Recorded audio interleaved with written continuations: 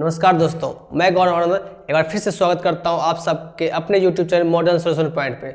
आज मैं आपके लिए लेके आया हूं कक्षा 10th के ऐसे चैप्टर को जहां से आपके 10th क्लास में कम से कम 10 से 12 नंबर क्वेश्चन पूछा जाता है। तो बिना देरी किए हुए इस सेशन को स्टार्ट करते हैं। आपका पहला सवाल है, निम्नलिखित में से कौन उपधातु है।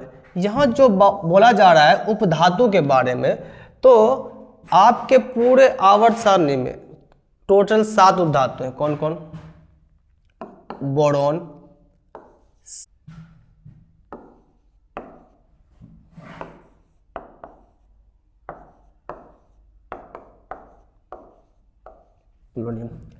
टोटल 3 3 6 1 7 उपधातु ऐसे हैं जो हर साल इससे एक न एक ऑब्जेक्टिव रहते हैं। तो इस सातों को कौन कौन?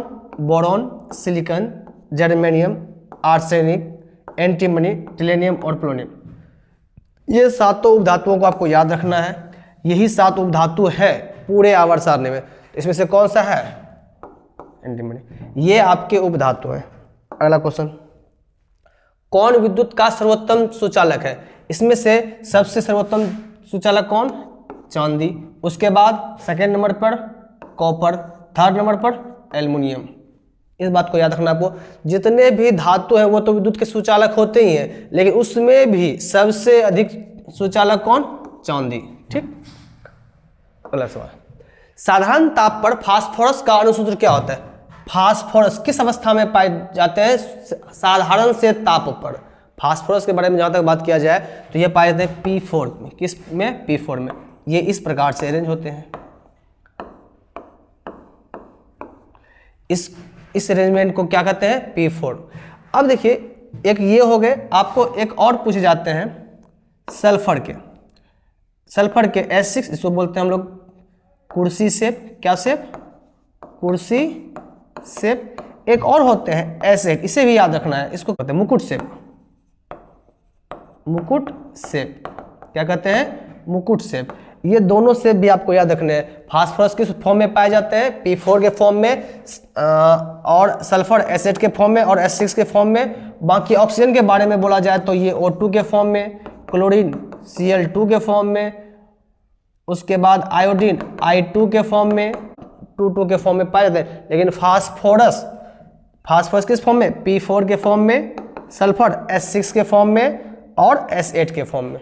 इस बात को याद रखिएगा। धातुओं की प्रकृति कैसी होती है। अब देखिए, धातुओं की प्रकृति के बारे में बात किया जा रहा है कि धातु कैसे होते हैं। आप लोगों को पता होगा सभी धातु विद्युत के सुचालक होते हैं, मतलब विद्युतः धनात्मक होते हैं। कैसे होते हैं? विद्युतः धनात्मक। और ऋणात्मक जितने भी होते हैं ये सारे के सारे होते हैं अधातु। क्या होते हैं? अधातु क्या होते हैं? ऋणात्मक। अब धातु धनात्मक कैसे है, इस बात की भी चर्चा। मान लेते हैं हमारे पास कोई मेटल है, जैसे चलिए सोडियम के ही बारे में बात करें। सोडियम, इसके बाह्यतम कक्षा में 1 इलेक्ट्रॉन होते हैं। कितने इलेक्ट्रॉन? 1 इलेक्ट्रॉन। ये 1 इलेक्ट्रॉन जैसे ही ये डोनेट करते हैं तो ये बन जाते हैं Na+। इसी गुण को कहते हैं विद्युतीय धनात्मकता। क्या कहते हैं? विद्युतीय धनात्मकता। अगला सवाल, ग्रेफाइट होता है। अब ग्रेफाइट, ये जो ग्रेफाइट है इसके बारे में भी आपको बहुत सारी जानकारी। पहला, ये विद्युत के सुचालक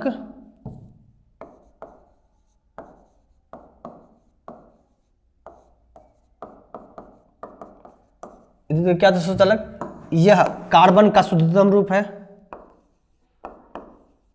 कार्बन का शुद्धतम रूप, तो इसको क्या बोलते हैं? अपर रूप है। ये कार्बन के अपरूप है। ये उष्मा के सुचालक होते हैं। एक चीज और ध्यान रखना है इसके बारे में, ग्रेफाइट सॉफ्ट होते हैं। सॉफ्ट होते हैं।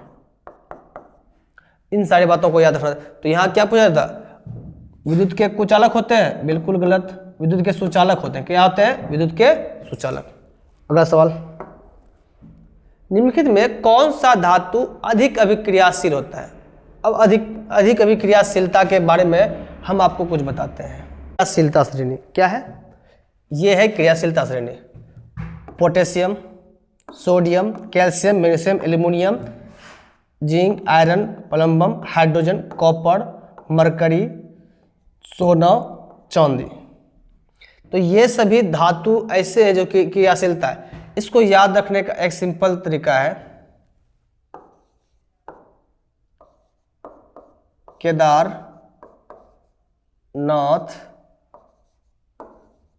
का माली आलू जड़ा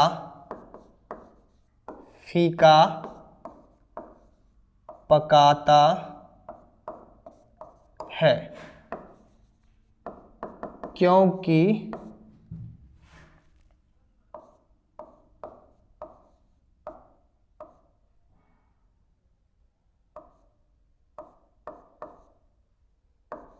चंदा नहीं है। अब देखिए, इसमें से ये सभी को आपको ध्यान रखना है कि किसके बारे में कौन। तो केदारनाथ से कैसे केदारनाथ, एन से नाथ, का से कैल्शियम, माली से मैग्नीशियम, आलू से एल्युमिनियम, जड़ा से जिंक, फीका से लोहा, पकाता से प्लम्बम, है से हाइड्रोजन, क्योंकि से कॉपर, क्योंकि से कॉपर नहीं, क्योंकि से कुछ नहीं, क्योंकि से कुछ नहीं, क्योंकि से कुछ नहीं, सी से कॉपर, एच से पारा, ए से सोना, फिर से ए से। तो आपको याद रखना, ये एक शॉर्ट ट्रिक है ताकि आप अच्छे से धातु की क्रियाशीलता को श्रेणी वाइज याद कर सके। फिर से, केदारनाथ का माली आलू जरा फीका पकाता है क्योंकि चंदा नहीं है। तो कैसे?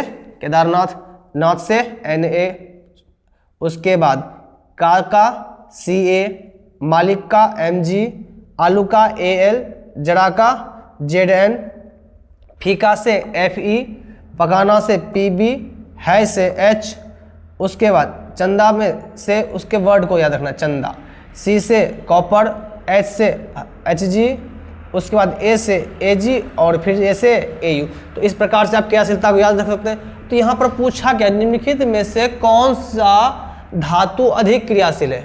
मैग्नीशियम, कैल्शियम, सोडियम और पोटेशियम। पोटेशियम कितने नंबर पे? 1 नंबर पे। पोटेशियम हो गया 1 नंबर पे। उसके बाद सेकेंड नंबर पे, थर्ड नंबर पे और फोर्थ नंबर पे ये है। इन चारों में सबसे अधिक क्रियाशील पोटेशियम, उसके बाद सोडियम, उसके बाद कैल्शियम, उसके बाद मैग्नीशियम। तो इस बात को ध्यान रखें, आगे भी इस पर सवाल मिलेंगे आपको। निम्नलिखित में कौन अधातु है? इसमें से अधातु के बारे में पूछा गया है। इसमें से कौन है जो कि अधातु है? तो देखिए, कार्बन, सोडियम, एल्युमिनियम, कैल्शियम। आपको एक चीज बताते हैं, यदि आपको धातु पहचाननी हो, क्या? धातु और अधातु। अगर नाम के अंत में, हिंदी में नाम के अंत में यदि म मिले, क्या मिले? म, तो वह प्रायः आपके धातु होंगे। यदि नाम के अंत में न मिले तो यह प्रायः क्या होते हैं? अधातु होते हैं। क्या होते हैं? अधातु। याद रहेगा आप लोगों को। तो इसमें से निम्नलिखित में से कौन अधातु है? तो कार्बन क्या है मेरा? अधातु। नेक्स्ट सवाल, किस धातु का गलनांक सबसे कम है? अब देखिए, गलनांक के बारे में बोला, किस धातु का सबसे गलनांक कम है? जो आसानी से सॉफ्ट होता है वही उसी गलनांक क्या होता है? इसमें सोडियम क्या है? सॉफ्ट है, क्योंकि सोडियम और एक और याद रखना है, सोडियम और लिथियम ये इतने सॉफ्ट होते हैं, इससे चाकू से काटा जा सकता है। चाकू से काटा जा सकता है। किससे काटा जा सकता है? चाकू से।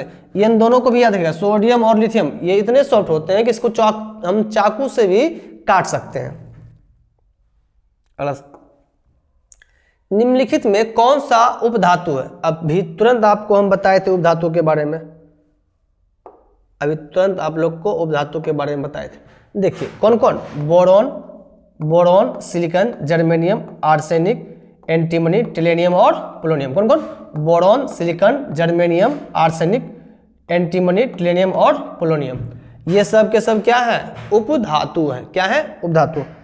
तो आपको कौन सा साल पूछे थे?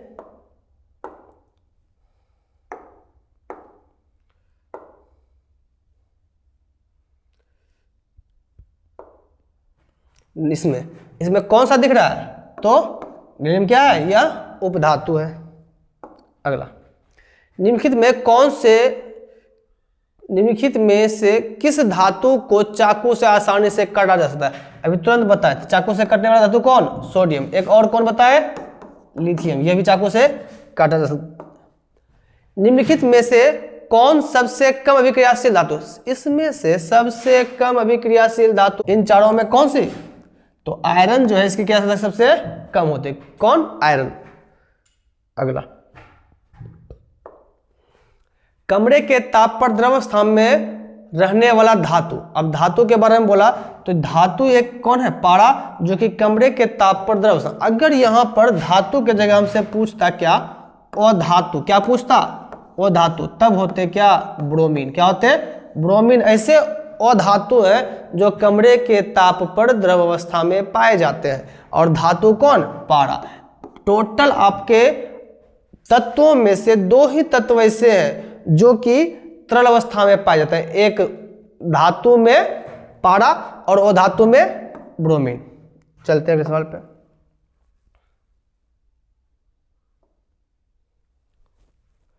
अगला सवाल, निम्नलिखित में कौन सी अधातु विद्युत का सुचालक है? अब इसमें से सुचालक, अधातु के बारे में बताया, ग्रेफाइट के बारे में बता चुके हैं। ये होते कैसे हैं? विद्युत के सुचालक। लेकिन है क्या? कार्बन के अपरूप। मतलब इसमें सिर्फ और सिर्फ क्या है? कार्बन है। सिर्फ और सिर्फ क्या है? कार्बन है। चलते हैं अगले सवाल पे। कौन सा अधातु कमरे के ताप पर द्रव अवस्था में? अभी जस्ट बताया आपको कौन सा अधातु जो कमरे के ताप पर द्रव में? तो ब्रोमीन। कौन? ब्रोमीन। ये जो पारा है ये धातु है। क्या है? धातु। यह क्या है? धातु। और ये दोनों भी धातु हैं। ये दोनों किस प्रकार के? तार में उपयोग करने वाला। किसमें? तार में। सबसे अच्छा चालक, सबसे अच्छा नहीं, अच्छा चालक, अच्छा चालक। अगला सवाल, निम्नलिखित में किस धातु को केरोसिन में डुबा के रखा जाता है? केरोसिन में किसको? सोडियम को। इस बात को याद रखिएगा, सोडियम को किस में डुबा के रखा जाता है? केरोसिन में। किसमें? केरोसिन में। एक और आप ध्यान रखिएगा, जल में डुबाकर।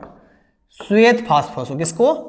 श्वेत फास्फोरस को किसमें डुबा के रखते हैं? जल में। ये भी बात याद रखिएगा। केरोसिन में किसको? सोडियम को। और श्वेत फास्फोरस को किसमें? जल में। सबसे कठोर प्राकृतिक पदार्थ कौन है? इसमें से सबसे कठोर प्राकृतिक पदार्थ कौन से हैं? हीरा। सबसे कठोर, प्रकृति में सबसे कठोर रूप में कौन पाए जाते हैं? हीरा। ये होते हैं किसके? कार्बन के शुद्ध रूप। किसके रूप? कार्बन के शुद्ध रूप। अगला, धातुओं की क्रियाशीलता का सही क्रम क्या है? क्रियाशीलता का सही क्रम पूछा जा रहा है। अभी तुरंत आपको बताए क्रियाशीलता का सही क्रम। देखिए क्या बताए, केदारनाथ का माली आलू जरा फीका पकाता है। इसी के आधार पर आप उस सवाल को देखिए, क्योंकि चंदा नहीं है। आपको क्या बताए थे? केदारनाथ का माली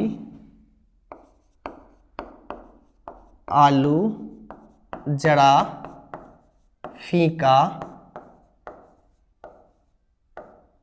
पकाता है, क्योंकि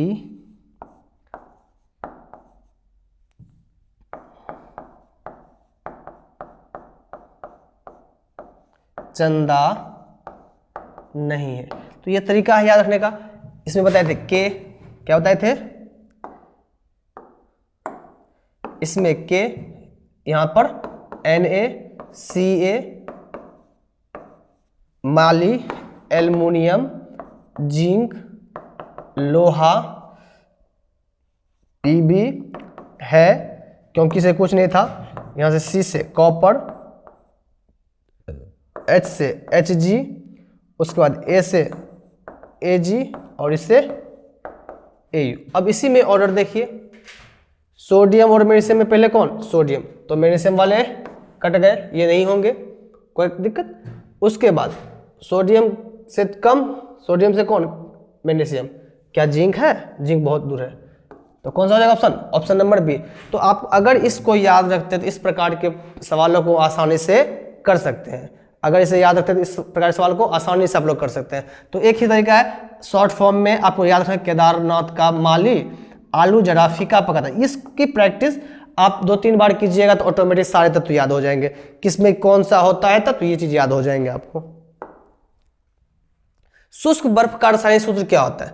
अब शुष्क बर्फ कहते हैं किसको? CO2 को। किसको? CO2 को अगर ड्राई फॉर्म में लाए तो क्या कहते हैं? शुष्क बर्फ। कहाँ है CO2? इसका नाम जान रहे हैं?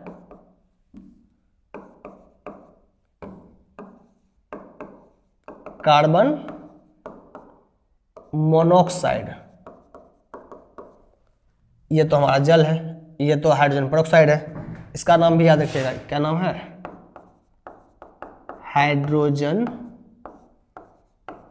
पर ऑक्साइड, हाइड्रोजन पर ऑक्साइड, नाम याद रखिएगा, वही बहुत फेमस है।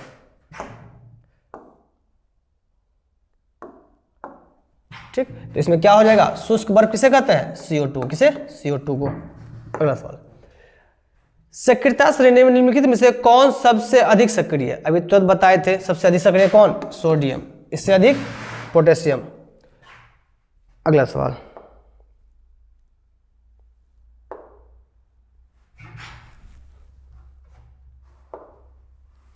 निम्नलिखित में कौन विद्युत का सुचालक है? इसमें से कौन? इस सवाल रिपीट हो चुके हैं, ग्रेफाइट को याद रखना है। ग्रेफाइट विद्युत के क्या होते हैं? सुचालक। इस आयोडीन में भी एक बात याद रखिएगा, आयोडीन है, नाम के अंत में 9 है, तो यह भी क्या है? अधातु है, लेकिन इसमें धातु के जैसी चमक होती है। किसकी जैसी? धातु के जैसी चमक होती है। किसमें? आयोडीन में। तो ये बात भी याद रखिएगा आप लोग। ड्यूराल्यूमिनियम किस धातु का मिश्र धातु है? ड्यूराल्यूमिनियम के बारे में बात करें तो ड्यूराल्यूमिनियम में कौन? एल्युमिनियम। किसका होगा? एल्युमिनियम का होगा। हीलियम कैसा तत्व है? हीलियम के बारे में पूछा जा रहा है आपको। हीलियम जिस श्रेणी का तत्व है उसमें हीलियम हुआ, नियॉन, आर्गन, क्रिप्टन, जेनॉन और रेडॉन, ये सब के सब एक ही श्रेणी के तत्व है और इस सबको कहते हैं अक्रिय गैस। क्या कहते हैं? अक्रिय गैस। अक्रिय गैस उसे कहते हैं जो किसी भी पदार्थ से, किसी भी तत्व से अभिक्रिया नहीं करता है। तो हीलियम भी कौन सा गैस होगा? अक्रिय गैस। कैसा होगा? अक्रिय गैस। इसमें सब neon, argon, krypton, xenon, radon सब के सब कैसे होंगे? अक्रिय गैस। सिलिका क्या है? सिलिका क्या है? धातु है कि क्या है? सिलिका के बारे में पूछा, क्या सिलिका धातु है? सिलिका का सूत्र होता है SiO2। क्या SiO2 धातु है? नहीं। वो धातु है? नहीं। वो धातु है? नहीं। यह है क्या? यौगिक। क्या है? यौगिक है। क्या है? यौगिक। क्या है? यौगिक है।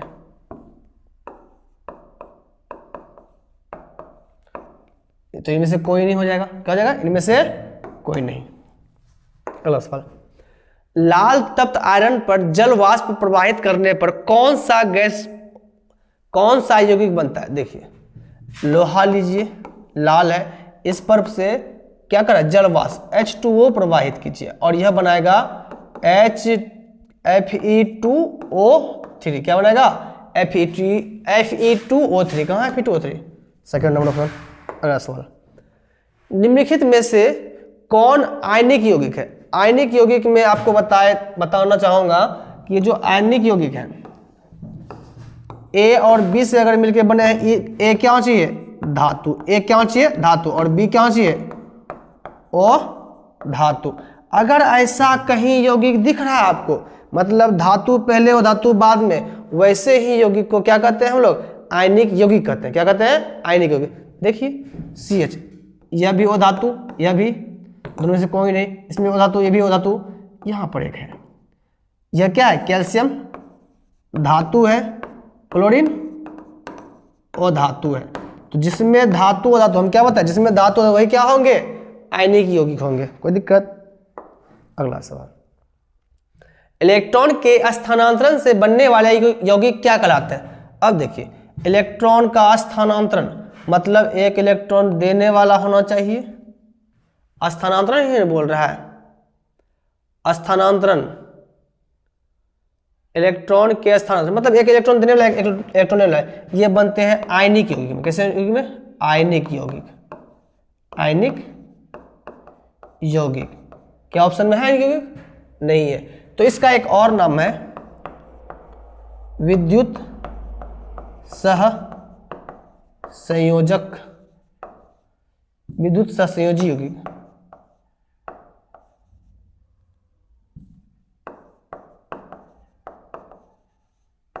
क्या? विद्युत सहसंयोजी। तो कहां पे विद्युत सहसंयोजी? यहाँ पे। अगला सवाल, इसमें आपको यह भी ध्यान रखना है, सहसंयोजी किसे कहते हैं? दो धातु मिलके, कितने? अगर दो O धातु हुए तो क्या होंगे? सहसंयोजी। अगला, विद्युत अपघटन में इलेक्ट्रॉन मुक्त होता है किस पर? इलेक्ट्रॉन किस पर? एनोड पर। इलेक्ट्रॉन किस पर मुक्त होता है? एनोड पर।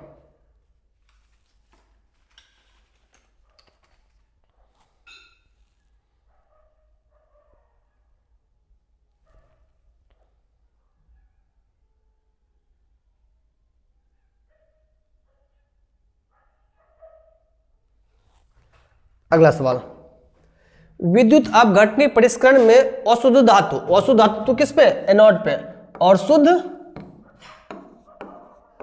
शुद्ध किस पे? कैथोड पर। इस बात को ध्यान रखिएगा। अच्छा, विद्युत अपघटन समझ में आता है ना? एक बैटरी लिए, एक एनोड, एक कैथोड, एनोड और कैथोड को एक तार से कनेक्ट किए, किससे? तार से कनेक्ट किए, विद्युत धारा प्रवाहित किए, बैटरी लगा के, क्या लगा के? बैटरी लगा के विद्युत धारा प्रवाहित किए, तब विद्युत अपघटन कराया जाता है। तो जो शुद्ध धातु होते हैं, शुद्ध धातु कहां पर? कैथोड पर जमा होने लगते हैं। किस पर जमा? और अशुद्ध धातु में, इसमें जो लेते हैं यह एनोड, यह अशुद्ध धातुओं का ही लेते हैं, और यह धीरे धीरे पिघल के इसमें जमा होता है, और यहाँ से पुनः यह उस कैथोड के पोल पर जमा होने लगते हैं। इससे क्या होता है? धातु का शुद्धिकरण किया जाता है। क्लोरीन परमाणु के बाह्यतम कोश में इलेक्ट्रॉन की संख्या कितनी होती है? देखिए, जैसे ही बाह्यतम कोश वाले बारे में बात किया, यह कह रहा है हमको संयोजी इलेक्ट्रॉन पूछ रहा है, या फिर संयोजकता के बारे में बात कर रहा है। तो किसी भी तत्व की संयोजकता, जैसे हमको किसका बोला? क्लोरीन का। किसका? क्लोरीन का। इसका होता है 17। हम लोग निकाल सकते हैं 2, 8, 7। यह तो तरीका निकालने का, KLM। इसमें अगर पूछा जाए आपसे कितने आवर्त है, तो 3 आवर्त है। कितने आवर्त है? 3 आवर्त। हमसे क्या पूछा गया? इलेक्ट्रॉनों की संख्या कितनी है बाह्यतम कक्षा, मतलब सबसे बाहर कौन? यह 7। सबसे बाहर कौन? 7। तो इस बाह्यतम कक्षा में कितने इलेक्ट्रॉन है? 7। तो ऑप्शन क्या हो जाएगा? 7। यदि यहां से हमसे पूछा जाता इसकी संयोजकता, संयोजकता पूछा जाता, तो संयोजकता निकालने के लिए इसी में से 8 को माइनस करते। 7 है तो 7 माइनस 8 करते हैं। माइनस 8 इसलिए करता है कि हमको यह बता सके एक इलेक्ट्रॉन लेना आसान है कि देना। तो -1 का मतलब क्या है? यह एक इलेक्ट्रॉन किसी से कर्ज ले लेगा, तो इसके लिए ज्यादा आसान कौन है? -1, इसीलिए। अगला सवाल, सोडियम की परमाणु संख्या क्या है? सोडियम की परमाणु संख्या कितना होता है? 11। आपको कम से कम 1 से लेके, मतलब हाइड्रोजन से लेके 30 तक, कहां तक? 30 तक, जिंक तक, कहां तक? जिंक तक। इसके बीच 30 एलिमेंट है, उन 30 को आपको याद रखना है। जहां से आपको अभी 2 सवाल देखे, एक यह सवाल जहां पे आपसे उसके बाह्यतम कक्षा का इलेक्ट्रॉन पूछा गया, यहां से आपको संयोजकता ही पूछा जा सकता है। उसके बाद अगला यह सवाल जहां पर परमाणु संख्या पूछा गया, सीधा क्या पूछा गया आपसे? परमाणु संख्या। तो इस दोनों सवाल को बिना आपको तत्वों के परमाणु संख्या को याद रखे बिना नहीं बनना है, ठीक? आप लोग ध्यान रखिएगा इसको। अगला सवाल, ऐसे तत्व जो इलेक्ट्रॉनों को त्याग कर धनात्मक आयन बनते हैं उसे क्या कहते हैं? अभी थोड़ी देर पहले बताए थे। कोई मान लेते हैं m नाम का है एलिमेंट, यह एक इलेक्ट्रॉन को त्याग दिया और बन गया m प्लस। m प्लस बनने वाले को क्या कहते हैं? यह जो m प्लस बनता है कौन बनता है? धातु। क्या कौन बनते हैं? धातु। यदि कोई n नाम का है, वह एक इलेक्ट्रॉन लिया और बनाया क्या? एक इलेक्ट्रॉन लिया तो बनाया क्या? यह n माइनस। क्या बनाया? माइनस। ये होते हैं क्या? अधातु होते हैं। क्या होते हैं? अधातु। तो अभी हमसे क्या पूछा? जो त्याग करे, त्याग करने वाले कौन? धातु। कोई दिक्कत? अगला सवाल, ऑक्सीजन की संयोजकता कितनी होती है? देखिए फिर से पूछा ना संयोजकता, अभी जस्ट हम आपको बता रहे थे उन तीनों बातों को याद रखना है, तो आपसे संयोजकता पूछा। ऑक्सीजन का परमाणु संख्या कितना? 8 होता है। इसको उसी प्रकार से कीजिए, 2 और 6। अगर आवर्त पूछता तो कितना आवर्त है? 2 आवर्त। अब आपसे पूछा गया संयोजकता। संयोजकता के लिए हमने क्या बताया था? इसको 8 से घटाइए, तो 8 माइनस 6 करेंगे, कितना हो जाएगा? माइनस का 2। तो ऑक्सीजन की संयोजकता कितनी? 2। माइनस क्यों? माइनस चिन्ह सिर्फ यह बताता है कि वह किसी भी पदार्थ से या किसी भी तत्व से 2 इलेक्ट्रॉन एक्सेप्ट करेगा, 2 इलेक्ट्रॉन लेगा, इसीलिए माइनस। तो कितना है? 2। सोना की परमाणु संख्या कितनी? सोना कितना होता है? 79। ये सब कुछ रेयर है, उसको याद रखना है। अगला, निम्नलिखित में कौन अक्रिय गैस? अभी आपको जस्ट बताया था अक्रिय गैस के बारे में। कौन कौन? Helium, neon, argon, krypton, xenon और ये सब के सब तत्वों को क्या करना आपको? याद रखना है। इसमें कौन सा है? तो हीलियम ही है। हीलियम ही पहले भी था ना।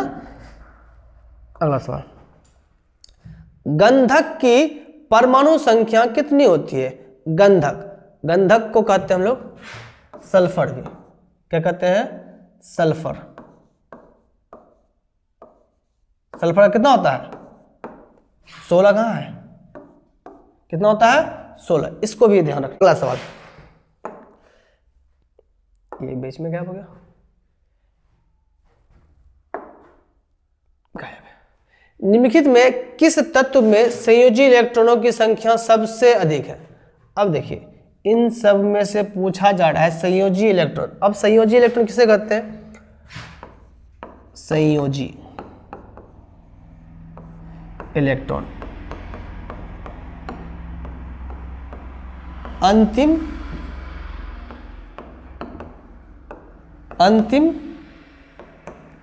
कक्षा का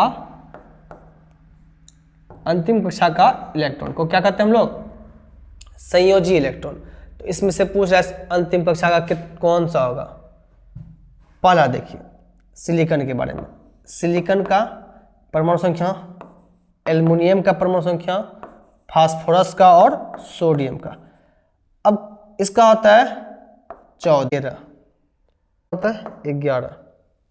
तो इन सबों में इसको करते हैं सबसे पहले। ये 2, 8, 1। उसके बाद इसको कीजिए 2, 8, 3। इसके बाद पूछा में 4, इसके बाद पूछा में 5। तो हमसे पूछा क्या गया था? निम्नलिखित में किस तत्व में संयोजी इलेक्ट्रॉनों की संख्या सबसे अधिक? सबसे अधिक किसमें है? फास्फोरस में। किसमें है? फास्फोरस में। अगर आपको परमाणु संख्या यहाँ पता नहीं होता तो क्या आप संयोजी इलेक्ट्रॉन निकाल सकते? नहीं। इसलिए आपको कम से कम 30 तक के परमाणु संख्या का ज्ञात होना चाहिए। निम्नलिखित में कौन अधातु है? इसमें से अधातु पूछा, इसके बारे में जाने क्या है? धातु है। तो लोहा भी धातु है, निकेल भी धातु है। बचा कौन? फास्फोरस। फास्फोरस क्या है? अधातु है। कैल्शियम की परमाणु संख्या क्या है? कैल्शियम कितना? 20। ये बात याद रखिएगा। 12 किसका होता है? मैग्नीशियम का 12। आर्गन होता है। क्या होता है? आर्गन। चलिए इसको दोनों को याद रखना है आपको। इसका कितना होता है? 20। अगला सवाल, निम्नलिखित में किस कारण से सामान्य नमक का जलीय घोल विद्युत का सुचालक होता है? अब देखिए जैसे ही जल में हम NaCl को डालते हैं, यह Na+ और Cl- में टूटने लगते हैं। तो यहाँ पर पूछा जा रहा है ऐसा क्यों होता है कि जब विद्युत सामान्य लवण को जलीय घोल में डालते हैं तो वह विद्युत का सुचालक होने लगता है। तो सुचालक के लिए पढ़िए, केवल ऋण आवेश की गति के कारण नहीं, धन आवेश एवं ऋण आवेश दोनों की विपरीत दिशा में गतियों के कारण, केवल धन आवेश की गति का, इनमें से कोई नहीं। तो कौन सा? दोनों होते हैं इसमें, इसीलिए यह विद्युत के क्या होते हैं? सुचालक। अगला सवाल, सोडियम सल्फेट का अणुसूत्र क्या होता है? सोडियम फॉस्फेट Na3P4 क्या होते हैं? Na3P4। अगला सवाल, पारा का अयस्क कौन? इसमें से पारा का अयस्क पूछा जा रहा है, तो पारा का अयस्क कौन होता है? सिनेबार। क्या होता है? सिनेबार। इसमें से ये दोनों जो है ये है लोहे के, और बॉक्साइड किसके होते हैं? एल्युमिनियम के अयस्क। तो इन सबको भी याद रखना है, अगर ऑप्शन में आया हुआ है तो पूछेगा ही। बॉक्साइड किसका? एल्युमिनियम का। हेमेटाइट किसका? लोहा का। और सिनेबार किसका? पारा का। बॉक्साइड किस धातु का है? इसका भी जस्ट बताया। बॉक्साइड किसका है? एल्युमिनियम का। किसका है? एल्युमिनियम का। इसका दो को बताया, हेमेटाइट और मैग्नेटाइट। अगला सवाल, जस्ता का अयस्क है, जस्ता का अयस्क कौन सा है? क्या पूछा गया? जस्ता का अयस्क कौन सा है? जस्ता का अयस्क कौन? Zinc blende. अभी तो इसके बारे में बताइए, किसका है? Hg का। बॉक्साइड किसका? एल्युमिनियम का। याद रखते हैं। और सोडियम क्लोराइड किसका? सोडियम का। किसका? सोडियम का। अगला सवाल, जिंक ब्लेड निम्नलिखित में से किस धातु का अयस्क? अभी तुरंत बताए, किसका धातु था? जिंक ब्लेड जस्ता का। इसमें देखिए जस्ता कौन है? इसका सिनेबार, इसका हेमेटाइट, इसका बॉक्साइड। सारे धातुओं का आपको अयस्क भी याद रखना है, यहां से सवाल बहुत सारे आते हैं। क्यूप्राइट किसका अयस्क है? किस धातु का अयस्क है? कॉपर का। किसका? कॉपर का। क्यूप्राइट किसका अयस्क है? कॉपर का। चलते हैं अगले सवाल पे। मिश्र धातु जिसमें 90% कॉपर और 10% टिन, यह किसका होता है? कहां से आएगा? अब सोल्डर में ध्यान रखें, Sn और Pb। क्या? Sn और Pb। पीतल में कॉपर और जिंक, इसमें copper plus zinc plus nickel. अब इसमें ध्यान रखना, यह भी पूछा जाता है। नाम से दिख रहा है सिल्वर, लेकिन इसमें सिल्वर नहीं होते हैं। नाम से दिख रहा है सिल्वर, लेकिन इसमें सिल्वर नहीं होते हैं। और सोल्डर किसका किसका? Sn और Pb का। Sn और Pb का। और कॉपर और जिंक का कौन? पीतल। और जर्मन सिल्वर का कॉपर, जिंक और निकेल तीनों। यह सब मिश्र धातु है, इनको ध्यान रखना है आपको। अगला सवाल, बॉक्साइड निम्नलिखित में से किस धातु का अयस्क? अभी तुरंत बताया। बॉक्साइड किसका? एल्युमिनियम का। किसका? एल्युमिनियम का। Hg का सिनेबार, लोहे का हेमेटाइट और मैग्नेटाइट, जिंक ब्लेंड। केलामाइन निम्नलिखित में से किस धातु का अयस्क है? केलामाइन निम्नलिखित में से किस धातु का अयस्क है? केलामाइन। यह भी होते हैं हमारे जिंक का। जिंक का दो याद रखिएगा, एक जिंक ब्लेंड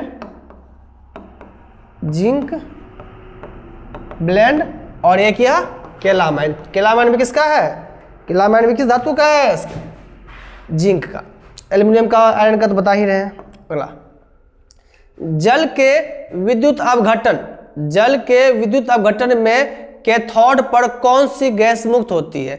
हम आपको बताए थे दो पोल, कैथोड और एनोड। कैथोड पर कौन सी गैस? ऑक्सीजन। तो यहां किस पर पूछा गया है? कैथोड पर। दो पोल, एनोड और कैथोड। कैथोड पर कौन सी गैस? हाइड्रोजन। और इस पर ऑक्सीजन। तो इसमें ऑप्शन क्या हो जाएगा? हाइड्रोजन। क्या हो जाएगा? हाइड्रोजन। यहीं पे अगर पूछा जाता हमसे। अगला, मालाचाइट किस धातु का अयस्क है? मालाचाइट के बारे में बात कर रहा है। मालाचाइट भी आपको ध्यान रखना है, मालाचाइट धातु है कॉपर का। किसका? कॉपर का। इसका एक और था क्यूप्राइट बताए थे। क्या बताए थे? क्यूप्राइट। यह भी किसका है? कॉपर का। और एक और याद रखना है, मालाचाइट। कौन सा? मालाचाइट। यह भी किसका अयस्क है? किस धातु का अयस्क है? कॉपर का। अगला सवाल, सीसा और टिन के मिश्र धातु को क्या कहता है? अभी जस्ट बताए थे, सीसा और टिन का मिश्रण कौन होता है? सोल्डर। कौन होता है? सोल्डर। और इसमें भी ध्यान रखना है, यह किसका होता है? लोहे और कार्बन का, किसका, लोहा और कार्बन का मिश्रण होता है, किसका, किसका, लोहा और कार्बन का। ठीक, अगला सवाल, शुद्ध सोना, सोना को व्यक्त किया जाता है कितने कैरेट में, 24 कैरेट में, और 22 कैरेट को से क्या बनाते हैं, आभूषण, क्या बनाते हैं, आभूषण कितने कैरेट से, 22 कैरेट से, कितने कैरेट से, 22 कैरेट से। लोहा एवं इस्पात को जंग से सुरक्षित रखने के लिए उस पर किस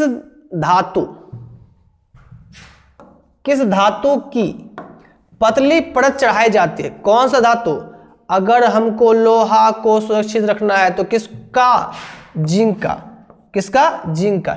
इस प्रोसेस को हम लोग कहते हैं गैल्वेनीकरण, क्या कहते हैं, गैल्वेनीकरण, क्या कहते हैं, गैल्वेनीकरण, ध्यान रखिएगा। अगला सवाल, लोहे के फ्राइंग पैन के जंग से बचाने के लिए निम्नलिखित में कौन सी विधि अपनाई जाती है। लोहा का ही फ्राइंग पैन बोला तो हम उसमें ग्रीस लगा सकते हैं, पेंट भी लगा सकते हैं, और जिंक की परत मतलब गैल्वेनीकृत कर सकते हैं। तो इनमें से क्या हो जाएगा, सभी।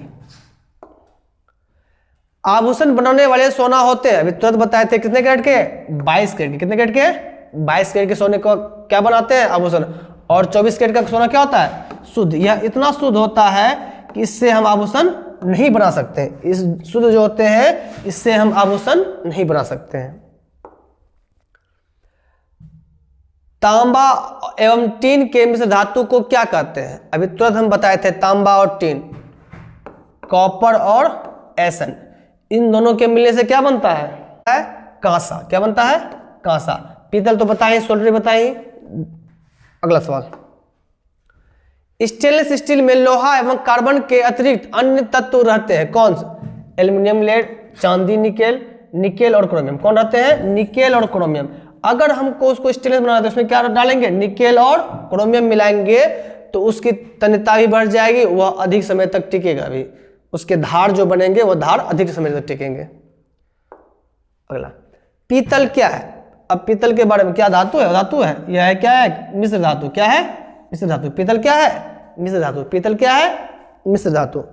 अगला सवाल, लोहे को जिंक से लेपित करने की क्रिया को क्या कहते हैं, अभी थोड़ी देर पहले ही बताया, क्या कहते हैं, गैल्वेनीकरण, क्या कहते हैं, गैल्वेनीकरण। इस संक्षारण का मतलब होता है उसे क्षय होने से बचाना, क्या होने से, क्षय होने से बचाना। ये 5 चलना कुछ नहीं, विद्युतीय बटन समझ रहे हैं, किसी भी दो को अलग अलग करना इसमें से। निम्नलिखित में कौन सी धातु सर्वाधिक तन्य, सबसे तन्य कौन होता है, मतलब किसको सबसे अधिक खींच सकते हैं हम लोग, सोने को, किसको, सोने की तन्यता सबसे अधिक, सबसे अधिक किसकी तन्यता, सोने की तन्यता। पारा और एक अन्य धातुओं के मिश्र धातु को क्या कहते हैं, इस चीज को ध्यान रखिएगा, अमलगम कहते हैं, क्या कहते हैं, अमलगम। यही सोना के साथ पारा को मिला के उसका अमलगम जो बनाया जाता है, यही अमलगम किसी भी मूर्ति को पॉलिश करने में किया जाता है, उसके ऊपर उस लेप को लगा दिया जाता है, उसे गर्म किया जाता है तो पारा उड़ जाते हैं और सोने की पतली परत चढ़ जाती है। इस बात को ध्यान रखिएगा कि पारा के साथ हम किसी भी धातु को मिलाते हैं, वही क्या कहलाता है, मिलने को, मिश्रण को क्या कहते हैं, अमलगम। वो मिश्रण ही क्या कहलाता है, अमलगम कहलाता है। अगला, हालांकि यह भी मिश्र धातु है, यह भी मिश्र धातु, यह भी मिश्र धातु, लेकिन इस पारे और अन्य धातुओं के मिश्र धातु को क्या कहते हैं, अमलगम कहते हैं, क्या कहते हैं, अमलगम। निम्नलिखित में किसको जल में डुबा कर रखते हैं, अभी थोड़ी देर पहले स्टार्ट क्लास किए थे, हम बताए थे आपको जल में जिसे डुबा के रखते हैं इसको भी ध्यान रखना है। जल में किसे डुबा के रखते हैं, श्वेत फास्फोरस को, किसे, श्वेत फास्फोरस को जल में डुबा के रखते हैं। ठीक, अगला, ये लाल फास्फोरस के नाम जान रहे हैं आप लोग, ये लाल फास्फोरस कहाँ पाए जाते हैं, माचिस में, कहाँ, माचिस में,